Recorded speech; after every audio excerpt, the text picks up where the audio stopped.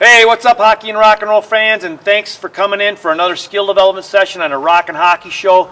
Today we got a very special guest right here in our backyard rink is skating and skills specialist Francois Methot. Francois, how are you? Good. Thanks for coming out. Not too bad. The sun's shining. I can't ask for a better day outside. Oh yeah. So today we're going to talk about something that's kind of a really neat concept. Not that it's a new concept, but we're going to talk about how to handle the puck coming into not only the offensive zone but into a scoring area in such a way that it allows you to be more creative and more of a threat with the puck. You want to talk a little bit about that? Yeah, and this is good for every level, from NHL all the way down to the little kids.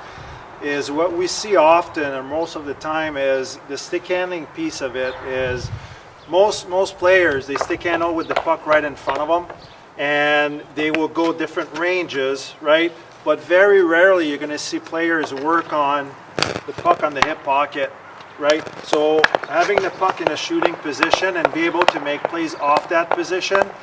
And the thing with this is it's not something you use skating up the ice. This is an attack plan, an attacking plan to be more deceptive, more creative. Right. Well, I brought that up. First of all, you're seeing a lot of NHL players do this now. Yeah, so the reason why is now at the NHL level, you're seeing patterns happening over and over.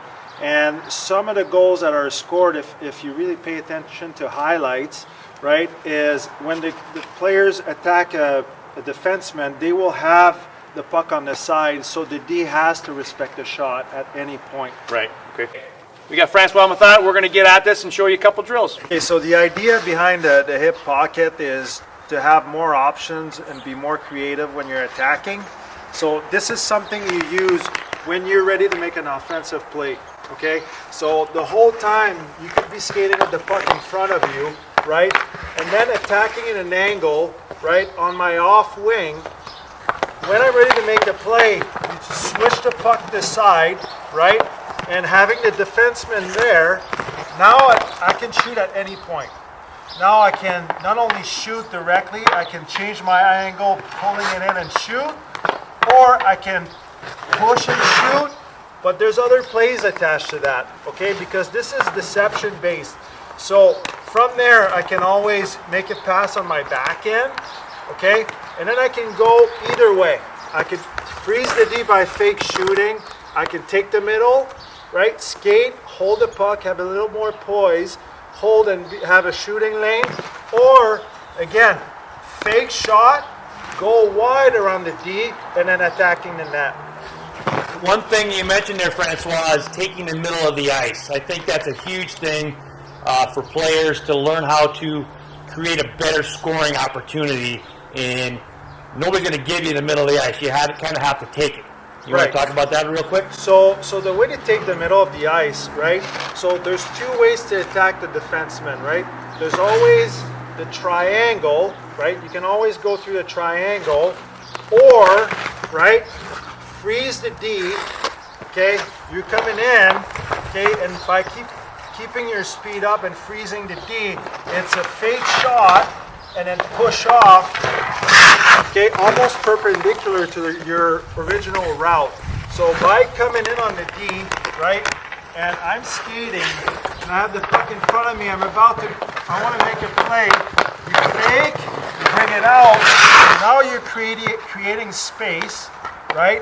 The D cannot poke check the puck, you're protecting the puck, and you're also creating that shooting lane around the defenseman. But the key to this is really to have that puck on the side, have all these options, but really freezing the D. You're coming in, freeze, and you're going around the defenseman. Do you think that when this started becoming more popular, do you think it was an Ovechkin thing because he comes in on that side and shoots all the time and he's been doing it for 15 years now? Do you think it kind of stemmed from that, or do you think there was other players that were kind of more responsible for that? So this goes way back to Wayne Gretzky.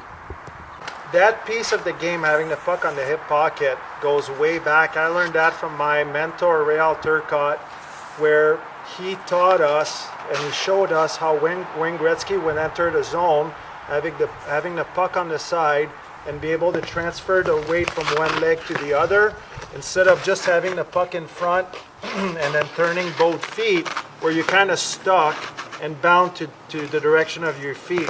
So this is how it all started, and then once you start noticing it, some players do it just by instinct, but I think this is something that can be learned, and this is something that should definitely be worked on, especially when you're coming off on your off wing.